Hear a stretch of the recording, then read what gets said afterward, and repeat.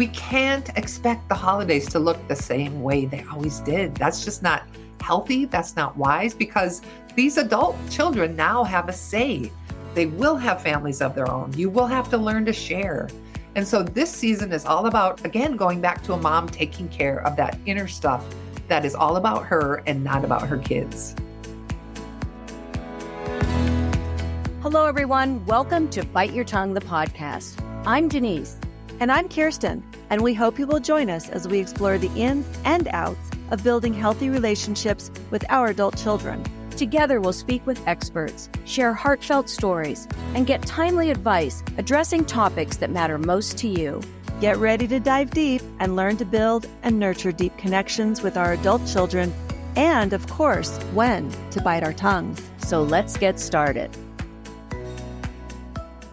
Hi, everyone. Welcome to another episode of Bite Your Tongue, the podcast. I'm Denise, and today Kirsten's not with me because I decided at the last minute to do this quick holiday episode. I thought, here we are running around frantically during this month. I think it's mid-December right now. And why are we all running around like crazy? Whatever we're celebrating, we're getting our homes ready, we're doing this, we're doing that. It's become a crazy time of year. So let's consider this a quick, short episode about visiting our adult children during the holidays, or how to prepare for them to come home and not get stressed. We're going to talk to two people, so let's get started. First, we're going to welcome Pamela Heckelman, a certified empty nest coach, speaker, and podcaster. I first found her through her podcast, Midlife Mama, and she also has a lot of great blog posts on her website. She's graciously offered all of our listeners a free handout called Your Kids Are Grown, Now What? I'll put that link in our episode notes. After Pamela, we're shifting gears and welcoming Rabbi Shlomo Shlatkin. We're definitely a secular podcast, respecting all beliefs. When I read some of the rabbi's teachings, especially about young adults, I thought he might be a great person to talk to. He's a licensed professional counselor, and what I really liked is he's a certified Imago relationship therapist. Imago relationship therapy is about couples counseling or couples therapy. And I really believe that any relationship counseling, couples, our adult children, our friends, all have some of the same techniques. I learned that through our episode with Susan Heitler. So it's all about the relationship, and I thought he'd be really great. We're going to start with Pamela. So let's dive into the conversation and get started. Welcome, Pamela. Is there anything I missed in your intro that you want to add before we get started with the episode and our questions? Sure. Well, first of all, I want to say I'm just a mom who has failed and fallen and learned some really important lessons. And so I hope you feel like you're like that too. And we're all just here to grow a little bit. We are. It's funny. I just posted something on Instagram of followers said, gosh, I feel this exact way, and my youngest is 24 or something. I think we all thought we were done when we were 18. And this second stage that no one understands is really the longest relationship we'll have in our lives with our kids. So I think we're all in the same boat you are. But today we're talking about holidays. It's holidays, but also anytime your adult kids come home, particularly if they live out of state. I think there's anxiety on both parts. Why do you think people get a little bit anxious when the adult kids come home? Well, I think because everything's changed. And the funny thing is, why is it when we get back into our mom's house, we all feel 14? Why is that? I do not know, but it is a phenomenon that I know that our children are walking through. And so what can we do to make them feel better? I want my home to be a haven for my kids, that no matter where they're at, what they're going through, home is a safe place to land. And I think mom always sets the tone in the home. She just always does. They're coming home. All these things that have gone through our minds when they're gone, like, how's that relationship with Sally?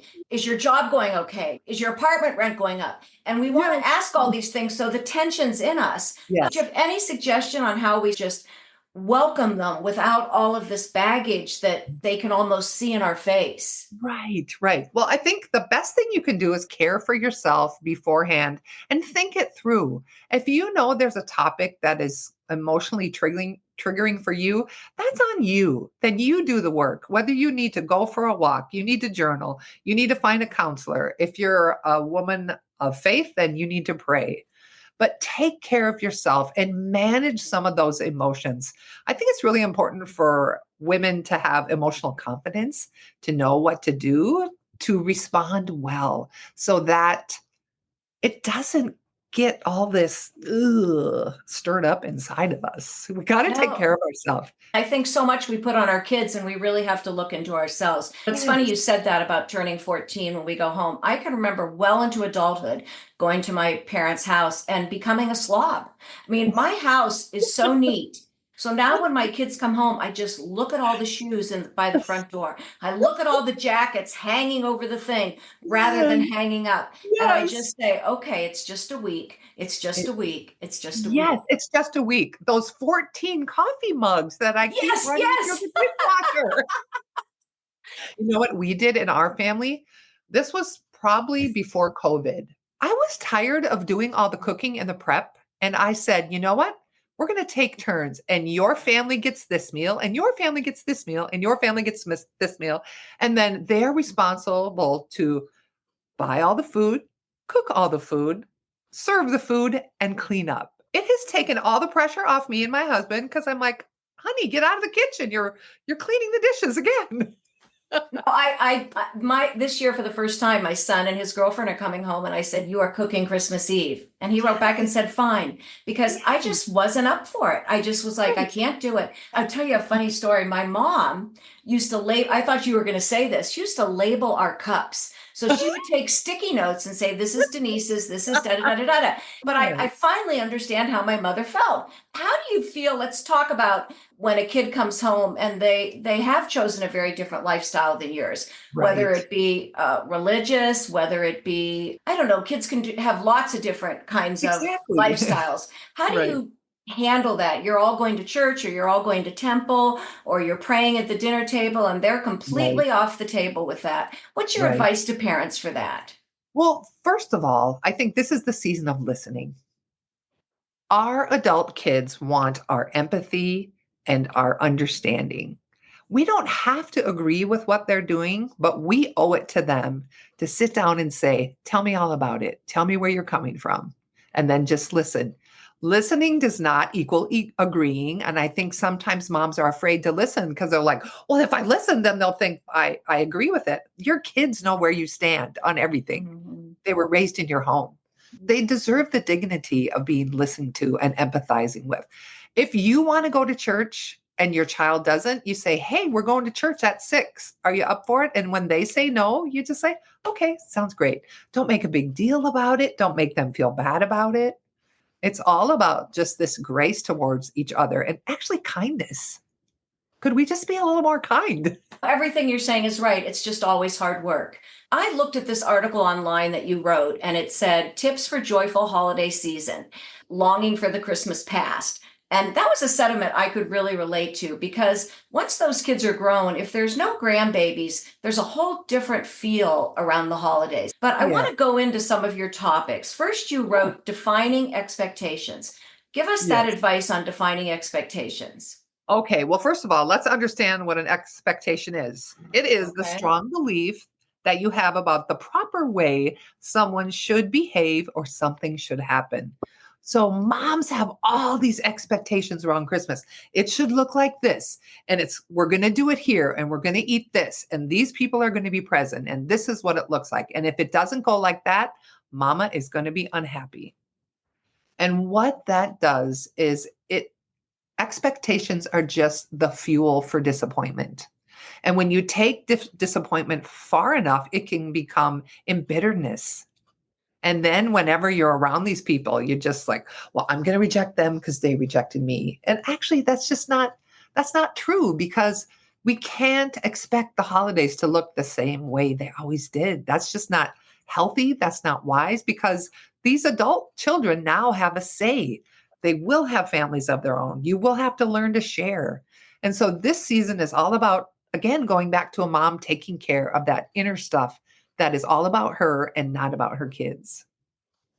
I love that. All about her, not about our kids. We have to step outside of ourselves. So the second thing you wrote was practicing adaptability and flexibility. That's the key. That is the key that unlocks the joy of the holiday season. when the kids say, we're not coming home because we're going to be with my wife's parents, you have to say, okay, that sounds great. We'll see you next year, hopefully. Like that, when our first child got married, we had this, they came to us and said, we've decided that we're going to spend Thanksgiving with you and Christmas with my wife's family, and then we're going to flip flop. So we did that for years. Now, the rest of the family, they would be like, oh, Keenan and Michelle aren't going to be here this year. I said, yeah, it is sad, but they'll be with us next year. Everybody has to learn to adapt. Flexibility is key. It's just so important. You will have more joy. You will have more peace, and you won't be so frustrated. And maybe you'll find some time for yourself because no one's around. Exactly. Maybe you and your husband can go somewhere and do something fun. Exactly. Okay, I love this one. Understanding that our adult kids aren't responsible for our happiness because our lives were so filled raising our kids. And now they're gone and they're building their own lives. People ask me, what makes you happy? I say, when my kids are around. And really, they're not responsible for my happiness. So tell us more about that. Right. This again, it's on mom. It's on what she's going to do with herself, what she's going to do with her giftings and her strengths. What can she look forward to? What new thing could spring up? I didn't start podcasting or writing or coaching until my nest was empty. Maybe number 4 was heading out the door. But I had been a speaker for a long time. And whenever I would speak, people would say, hey, you need to write a book. And I'm like, well, I should write a book. When am I going to write a book? I should learn how to write a book because I've never written anything publicly. And so there is so much in us that you can discover and you can just try. It's hard though. You really have to have confidence. I didn't do this until I was an empty nest and that sort of thing too. A completely different career, but it's hard. You really step out of your safety zone and it's hard. That's where the good stuff happens. Utilizing open communication. So I love this. Help us with that. What is open communication? Maybe some tips on opening conversations, that sort of thing. Right. So when it comes to the holidays and your kids do become older and move on and have their own lives, there comes a time when you all have to sit down and have a conversation and say, hey, can we talk about the holidays? I want to know, what are you thinking about for the holidays this year? Or how would you like them to look now? Okay. I don't know. Oh, so you're telling me you don't have an opinion and it doesn't matter to you. Then they do have an opinion when they come home. And then what matters to you most? Because for some, our kids are going to value different things. And maybe the meal is most important. Maybe it's time sitting on the couch all piled together, watching their favorite movie. Maybe it's going sledding. Maybe it's going shopping, whatever's most meaningful to you. For us, it's our annual gingerbread decorating competition. We are fierce competitors because they're all artistic. And I'm like, I have zero artistic ability in the way of like drawing and such. And so I'm just like, oh, I'm just going to make, I don't even know what I'm going to make, but I'm not going to win because you all are so talented. What you just said there struck something for me. You said maybe it's your meal, maybe it's piled on the couch watching a movie, maybe it's this, maybe it's that. All those are very idyllic. I think the holidays have become harder with social media and with, everyone else is sledding. Everyone else is doing gingerbread competitions. Everybody else is in the kitchen and no one's making a mess, but they're all cooking. No, it's all a big mess. Right. But anyway, I'm just saying, I think the stress on families to make it special makes it even harder. Maybe that's the expectation thing.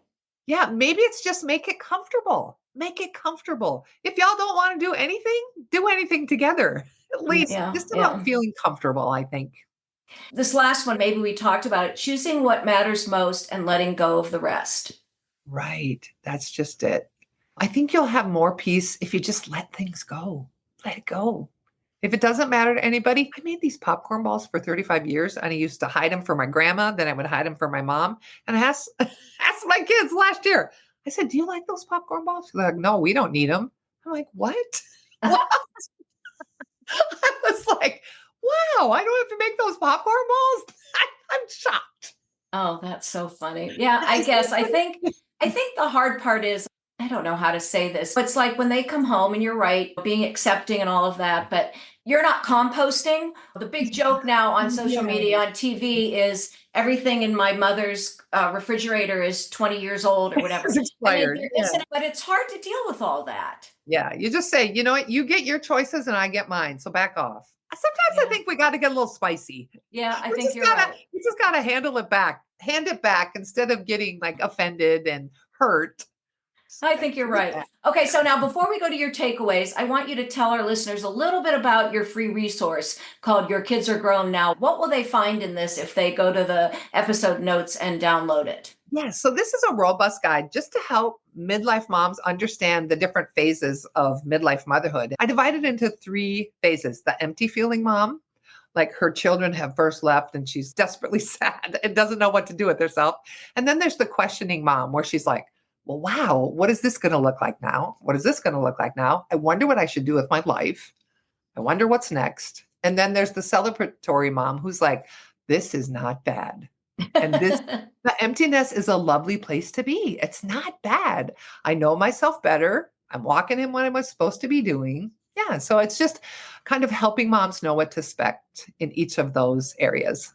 That's great. All right. So, Pamela, before we close, I like my guests to leave our listeners with 2 takeaways they'd like them to remember from this interview. Right.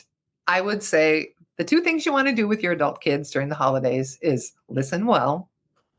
Listen, listen, listen. You don't even have to ask any question except tell me what you're thinking. Tell me what's going on. And then be flexible. A rigid mom is an unhappy mom. A rigid mom who says it has to be this way, this way, this way, she's going to be unhappy.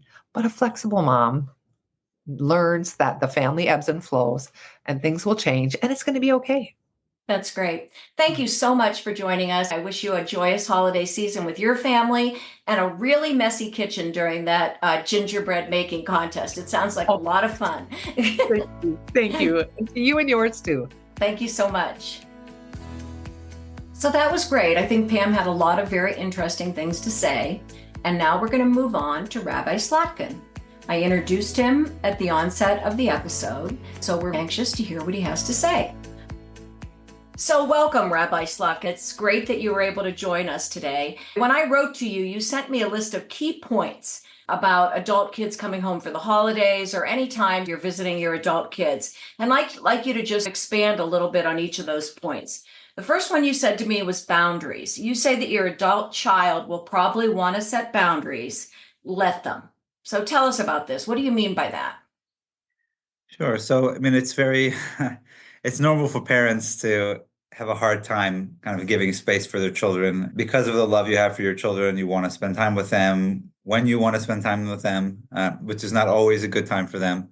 There may be differences of opinions that you have. If they are in a relationship, if they're married, you may not agree with some of the things that they do in terms of as a couple or as parents.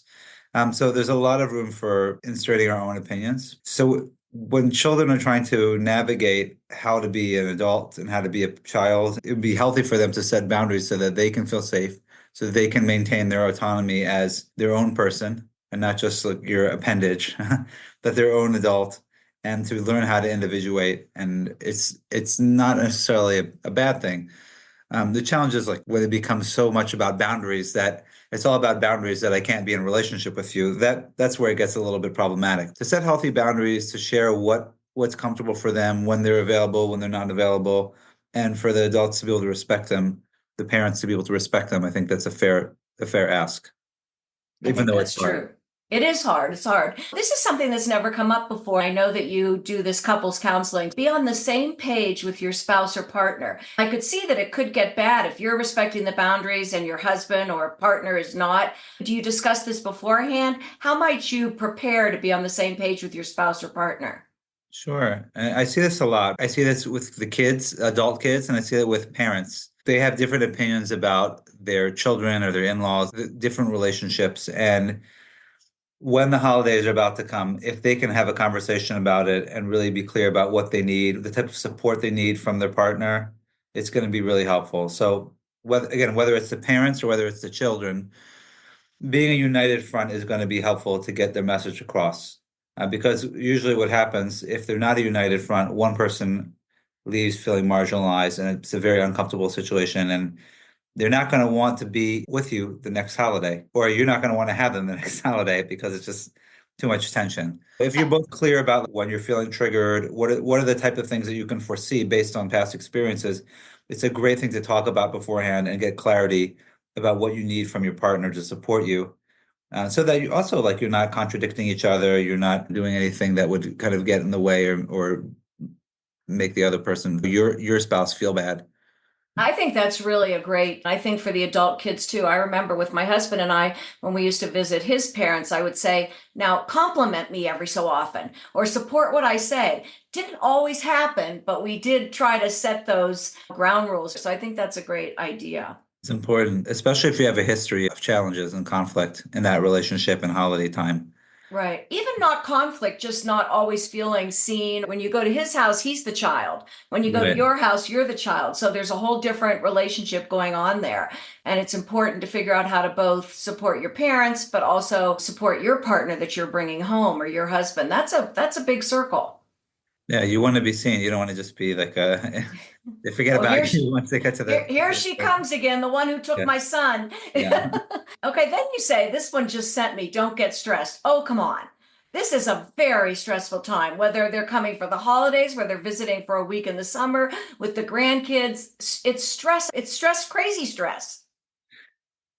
It is crazy stress, but it's all dependent on our mindset. If we're going to let it bother us, and if we're going to just relax and try to not control the situation, the more we try to control the outcome, the more stressful it's going to be because everything Yeah. has to be a certain way, and we're not able to be flexible when things don't go that way, which usually happens. So the more that you can just do your best to be present and to just expect the unexpected, it will be a lot less of a stressful experience. The stress about them coming is going to impact your relationship too. So it's like, we're entertaining, we're going to have this, we're having our parents come over for the holidays. Oh, everything has to look, let's say maybe the daughter-in-law, like everything has to be perfect and the house has to be clean. And then, you get in fights with the husband and with the children. And it's, in the end, it might be a nice experience, but the time it takes to get there and prepare, it's miserable. It's not something that people are going to look forward to on a year-to-year basis if there's so much stress going into the preparation for the holidays. So doing your best, not pressure yourself that you have to impress anyone, that you have to be Martha Stewart or have this perfect table, but that you do the best that you can. And the main point is that everyone loves each other, regardless of how good the meal is, how fancy the decor is. The main point is that everyone's spending time together at this time of year. You're right. I think also for a daughter-in-law in particular, your mother-in-law could be judgmental. Oh my gosh, she's not using cloth napkins. Maybe all you could do was find the paper ones in the bottom drawer, but I think what you're saying makes sense. If you can let that go, it might be a better experience for everyone. Yeah. Now, these are a couple questions that we didn't talk about before, but I want to ask you, particularly being a rabbi. We are a secular podcast and all your advice is, certainly across the board. But how about when your child has strayed from the family religion? Your child comes home and it is a religious holiday, whether it be the high holidays for the Jews, Christmas, Hanukkah, Easter, and you're observant. How do you deal with your child and his or her partner coming home and they're not observant? I think the main thing is to be accepting and loving, because if you want them to if you want them one day to even want to come back to observance, you want to have them have a positive experience. So the main thing is just not to force anything on them, just invite them to have them there sharing the holiday with you. That's the main thing. Giving them that unconditional love, no judgment. That's going to be the best way to have the holiday. Now, look, it depends on the religion and the customs and the laws. Some things can become more, I would say, tricky, depending. But I think for most people, I mean, we have laws in terms of you're not supposed to drive on the Sabbath. At Oh, least, right, right. but now I would say in terms of for Christians, I don't think like things like that wouldn't be an issue. So maybe they're not going to church with you, but you can still have them over and have a meal with them and celebrate the holiday regardless and not try to impose anything on them or make them feel bad because they're not Yeah. on the same level as you of observance. Yeah, and all of that's very hard, particularly for a very observant family. How do you prepare for adult child bringing home someone they're introducing to you for the first time? How do you prepare as parents? Yeah, as parents. Yeah, I mean, it's a little bit nerve-wracking because you don't know, you've never met them before. Maybe you've heard about them, but it's a little bit nerve-wracking. The main thing is just bite your, Bite your tongue. bite your tongue, like don't say anything. Be friendly, ask questions, but not be too nosy.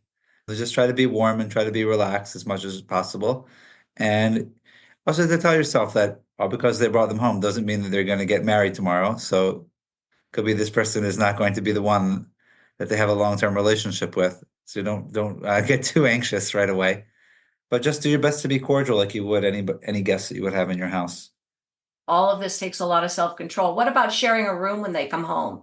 Do you instill your values or do you let them make their decision? That really depends on where you're coming from, what you feel is appropriate. And also it depends on if you have other people in the house.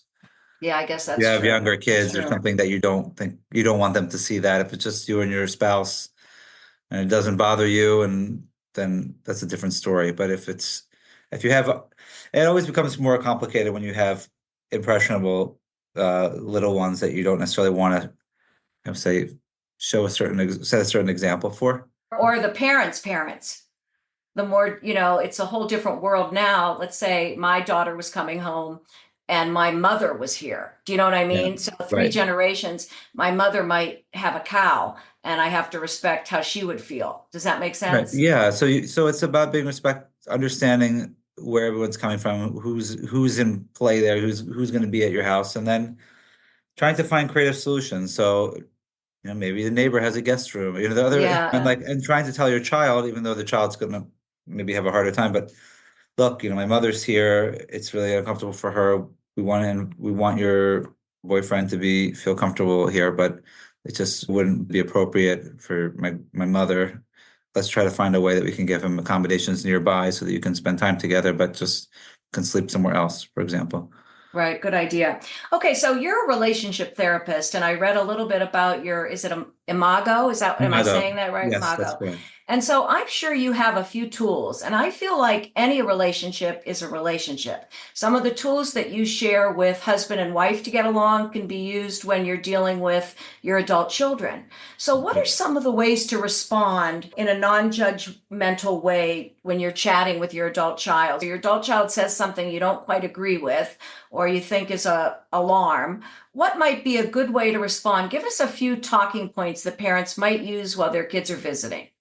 Sure. One thing is really helpful is to learn how to listen. We definitely have opinions that might be different than our children. Our first instinct is to react, to respond, maybe to judge, and that's going to turn our kids off and push them away. So even before you even suggest anything or ask questions, we have couples or children, parents and children, teach them how to mirror. And that means to repeat back what the other person says. Now, obviously, you want to do it in a way, in this case, this feels a little bit more natural because they're going to think you're trying to do some type of technique on them. But don't respond. They'll say something, you'll just say, "Oh, it sounds like you're," just kind of paraphrase. It sounds like you want to, without interpreting. Sounds like you really want to have your, boyfriend come home to our house for 2 weeks. You gotta tell me more about that. And just let them talk and just try to get curious instead of being judgmental, Mm-hmm. and let them share what's going on. And then at some point, if you want to share your opinion, or if they're asking, you could say like, "Are you asking for my opinion, or you just want to be heard?" And if they're asking for your opinion, you say, "Well, like, here's what I think," and you can share it in a kind way, and just say, "Well, from my perspective, it makes sense why you would validate them. It makes sense why you would want to do X, Y, and Z, and really would like to be able to do that for you. And because of our circumstances, it's not going to be possible to do this. Let's find a way together to make this work." So you're trying to join them together as opposed to being against them. But it's really important just to be in touch with your reactivity. Because if you're coming from a place of reactivity, it's not a good time to say anything. That's true. Sometimes when your adult child comes home and they live far away, it's your first opportunity to say, "How are you doing at your job? What are you doing?" How do you learn about those things from them? Maybe you're worried about some of the career choices they're making or their living choices. You don't want to jump on them as soon as they walk in the door. How do you gradually bring that kind of stuff up because it's your FaceTime to be able to talk about some real things? Sure, that makes sense. You want to know what's going on, but Yeah, and you want to ask them right away. right. You have to ask yourself how much this is coming from my anxiety. If Mhm. you're feeling anxious, like, I need to find this information, they will pick up on it and they will feel the anxiety and they will either shut down or they will get reactive. They might not be vulnerable. The most important thing is just to be in relationship with them. When they come home, give them a hug, give them something to eat, take care of them, maybe spend some time with them, have some fun with them, just ease in and let them do the talking. Let them open up and share. Now, how are you doing? And like, how was your flight? Make small talk. Mm-hmm. Don't talk about anything too heavy. Just let yourselves get reacquainted and connect. And then as the time that they're staying with you progresses, you can gradually bring up these things, maybe go for a walk or, share something you're concerned about. But for sure, it's not something I would do right away. You want to make sure you have that relationship there and that connection. Even if you have a relationship via phone or via Zoom or whatever it is, focus when they come home just on making them feel welcome at home. Then when it's the time when you feel more connected, that'll be a time to talk about it. Let's say after dinner, you're sitting on the couch and everyone's just talking, and then you can kind of open up and maybe they'll start sharing about what's going on. But I love what you said, try to figure out whether it's your anxiety or just the need to, because sometimes it only is your anxiety and you've got to put a lid on that. I appreciate your time today. I would love you to leave our listeners with one or two takeaways to get them prepped for their visits with their adult children for the holidays. What do you hope they take away from what you just said? The most important I thing. think the most important thing is to do your best to enjoy the time with your kids, especially if you don't see them very often. This is a very special time together that we would like both of you to remember, and you want them to come back. So really focusing on enjoying each other. Parents worry all the time, and we need to be able to give up control and to realize now they're adults now, as much as we're there to help them, but they're not little kids anymore. So we have to be able to let go and to try to empower them, to trust them that they can make the right decisions. And when it's appropriate to insert ourselves, but just to be mindful that we cannot control every little thing they do. And we don't want to know everything they're doing either, probably. Probably. Well, thank you so much. I really appreciated your taking the time today. No, my And pleasure, Denise. Nice meeting you. thank you so much to Pamela and Rabbi Slotkin. What I took away from both of these conversations, that we as parents need to be mindful of our actions and our mindset. They are adults now. Both guests encouraged us to be curious, flexible, and welcoming. Now let's hope we can just do that. And remember, there's no perfect holidays. We need to lower our expectations and just have fun. I know Kirsten's going to be mad she's not with me today, and I missed her too, but I just had to get in here and get this one done. Thank you so much again to Connie Gort-Fisher, our audio and production engineer. You have no idea the work she puts into making these sound okay.